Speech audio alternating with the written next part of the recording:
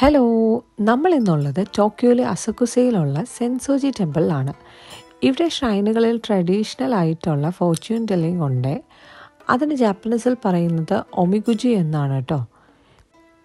എനിക്കിത് കണ്ടപ്പോൾ എൻ്റെ ഭാഗ്യം അറിയാൻ തോന്നി.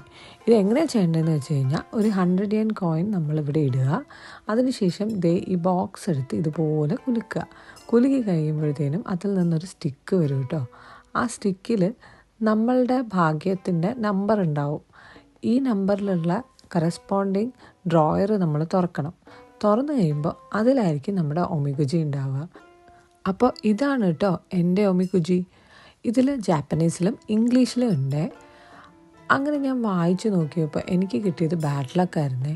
അപ്പോൾ ഇങ്ങനെ ബാഡ് ലക്ക് കിട്ടിയാൽ ഇവിടെ എന്താ ചെയ്യാന്ന് വെച്ചാൽ, ഇതുപോലെ മടക്കി നമ്മളിതിവിടെ കെട്ടിയിടണം. എനിക്കിത് കണ്ടപ്പോൾ കുറച്ച് സങ്കടം തോന്നിയെങ്കിലും നമ്മൾ തളരാൻ പാടില്ലല്ലോ. നമ്മുടെ ഭാഗ്യം തീരുമാനിക്കേണ്ടത് നമ്മളല്ലേ. അങ്ങനെ ഞാൻ ഒരിക്കൽ കൂടെ എടുത്തു.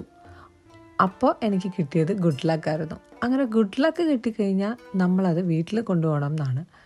അപ്പോൾ അത്രയേ ഉള്ളൂ എന്ന് സ്വന്തം ഗൗരിക്കുട്ടി.